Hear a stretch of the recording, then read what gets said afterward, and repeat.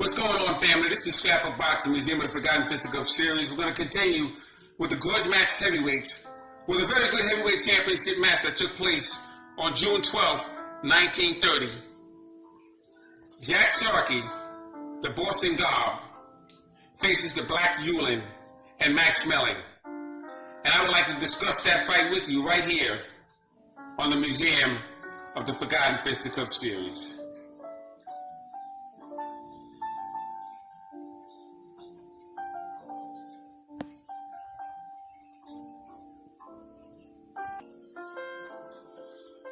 Now, Jack Sharkey was known as the Boston Gob. He was born October 26, 1902 in Birmingham, New York.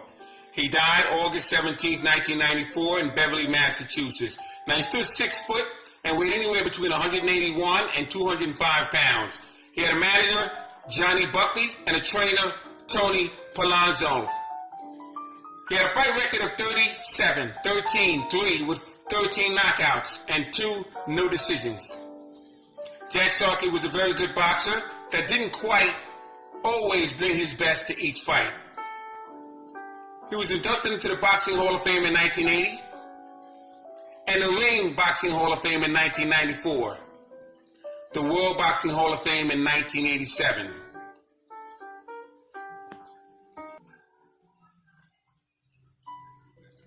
Now, Jack Sharkey would have his professional debut 1924, January 29th, against a fighter by the name of Bill Muldoon. This fight took place in Boston, Massachusetts. He had 12 fights that year, but he would receive a first-round knockout on his professional debut in Boston, Massachusetts. 1925, he would have 10 fights that year, and on December 10th, he would fight a fighter by the name of Jim Maloney in Boston, Massachusetts, and he would defeat him in 10 rounds. Now, Jim Maloney was a very good fighter. He was a veteran. And in that particular fight, Jim Maloney was hit low and carried out, but they considered it a knockout. And then they changed it to a 10-round decision in favor of Jack Sharkey. 1926, he would have 9 fights that year. September 21st, he would face African-American fighter George Goffey, very good strong puncher, in Boston, Massachusetts, and he would defeat him in 10 rounds. October 12th, Harry Wills. Now, Harry Wills was part of the Murderous Row, stage number 1. This fight would take place in Brooklyn, New York. Jack Sharkey would refuse to face Harry Wills. Harry Wills was a fantastic fighter. And at this point in time in his career, his best days were behind him. And Jack Sharkey would win on a 13-round foul. Referee Lou Magnolia would call a decision for Jack Sharkey. He would win the NBA Heavyweight Championship from Jack Delaney. But he would fight Jack Delaney, he would fight Jack Dempsey, and Young Strickland, just to name a few. 1929, he would face Tommy Loughran, and he would officially earn that NBA Heavyweight Championship title match. September 26th, he would face Phil Scott, fantastic fighter.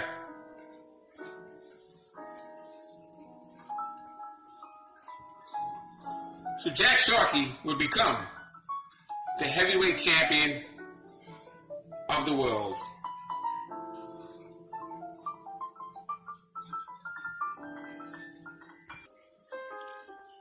Max Melling, the Black Hewlin, was born September 28, 1905 in Brandenburg, Germany. He died February 2nd, 2005 in Hallenstadt, Germany. He was 6'1" and weighed anywhere between 175 and a quarter and 196 pounds. He was managed by Hugo Abels, Max Marchand, and Joe Jacobs. Joe Jacobs was a Jewish American who trained Max Melling and also managed him. Max Melling was a great counterpuncher. stood flat-footed, was very focused, and very often with a bending, crouching defense. He was inducted into the Boxing Hall of Fame in 1970 and inducted 1992 into the International Boxing Hall of Fame and the World Boxing Hall of Fame in 1982. At the end of Max Schmeling's career, he would get an opportunity of a lifetime to be a spokesman for Pepsi Cola. He would go on and face Joe Louis in 1936, and he would knock him out in the 12th round. And in 1938, when Joe Louis would knock out Jim Braddock in 1937, Max Schmeling would be given an opportunity in 38 at Yankee Stadium, the heavyweight championship of the world that he would want for so long. And he would be knocked out in the first round.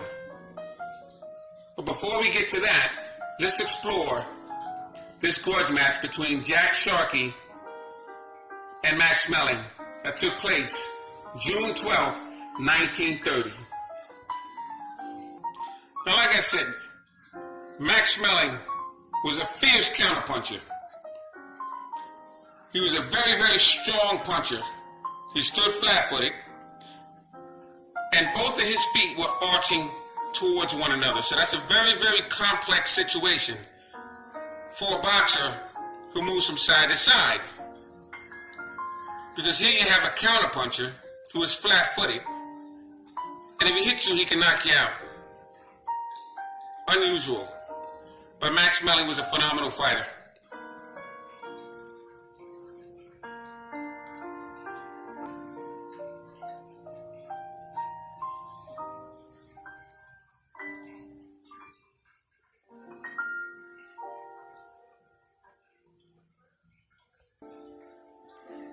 So here we have it, June 12th, 1930, Max Schmeling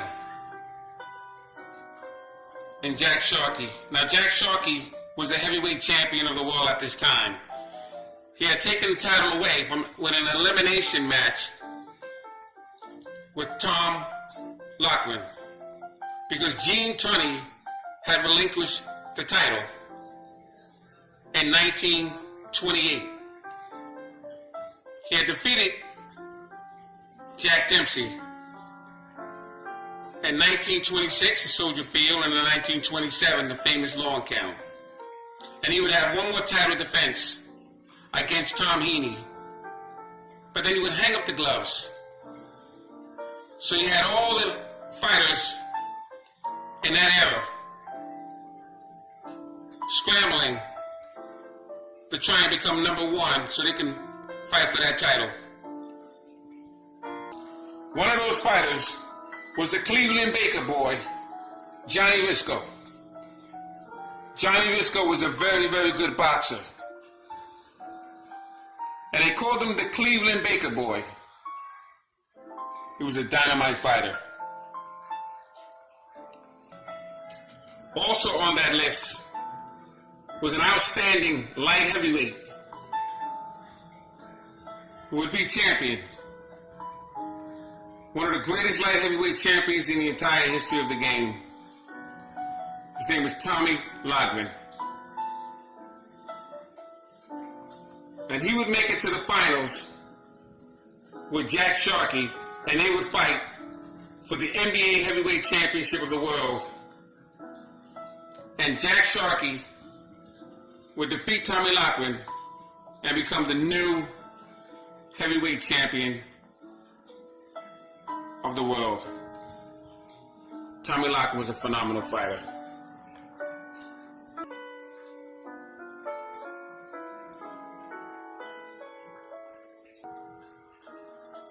Now, Max Schmeling would win the light heavyweight champion of West Germany in the amateurs in July 1924. He would face a fighter by the name of Willie Lewis.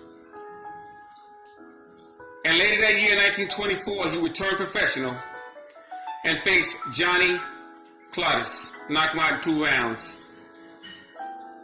February of 1925, he would face Jack Dempsey in Germany in a 2-round exhibition. Larry Gans, outstanding African-American heavyweight in Germany, and he would lose to him in 2 rounds. He would have 11 fights that year. 1926, he would have 5 fights. 1927, January 7th, he would face Jack Stanley in Berlin and knock him out in 8 rounds.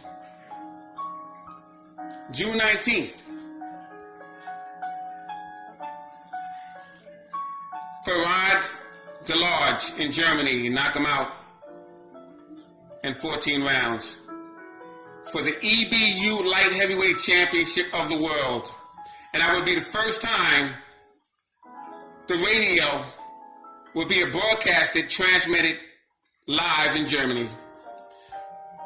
So at this point in time, Max Melling was a hero in Germany. He was young, he was a new face, and they expected good things from Max Melling.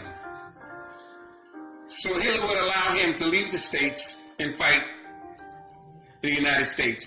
1928, he would fight a fighter by the name of Billy Gypsy Daniels. Gypsy Daniels was a champion of Italy, and that really took off Max Melling's career.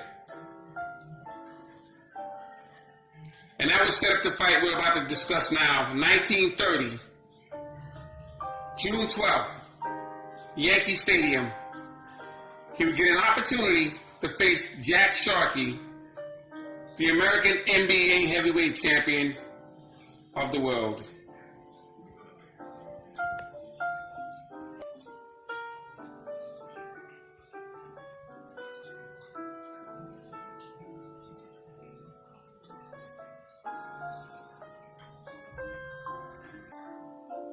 So here they are, they fight in Yankee Stadium. First, second round. You can go either way. Max Melling is doing a very good job with the jab. Jack Sharkey is punching very hard with the right hand. In the third round, the same. But the fourth round, Jack Sharkey hits Max Melling with a pulverizing body shot.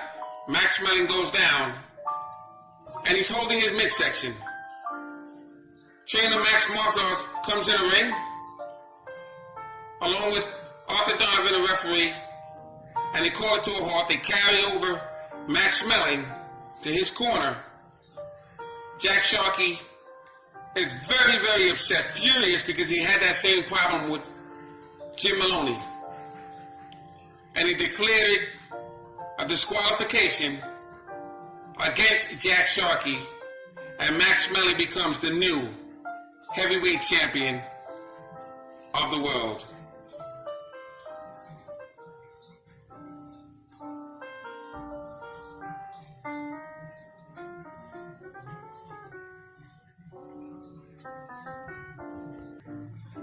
So Max Melling becomes a national hero in Germany and across the European states. But Jack Sharkey had protested and decided that he wanted to have a rematch with Max Melling. He was furious with Max Melling. He called him a coward. And he said if he ever comes back over here, he'll knock him out. Well, Max Melling got wind of that to Adolf Hitler and said, you must make this country proud and do not let an American shame this country. You will go back and give him a title opportunity. And that he did. And that opportunity came June 21st, 1931. Max Melling would have a title defense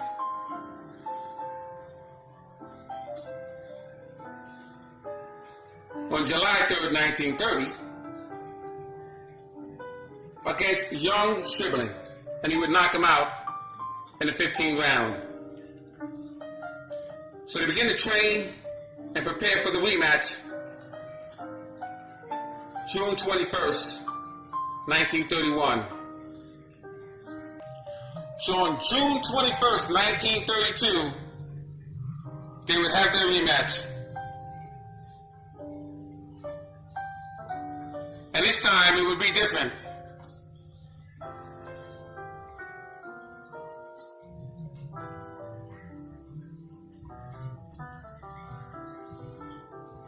This fight would take place at the Long Island Bowl. And Max Schmeling could hardly touch Jack Sharkey. He had a masterful jab. He would move from side to side. He would bounce around. And as I said to you before, Max Schmeling was flat-footed. He was waiting to counterpunch, but he couldn't get past the jab. And after the 15th round, Jack Sharkey would become the heavyweight champion of the world.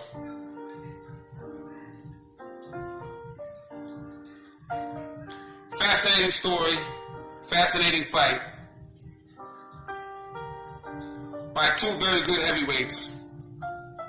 So the golden era would begin, and it would end the confusion as to who was the heavyweight champion of the world after Gene Tunney had relinquished the title. So this is Scrapbook Boxing Museum of the Forgotten Fisticuffs series. Thanks for hanging in there with me.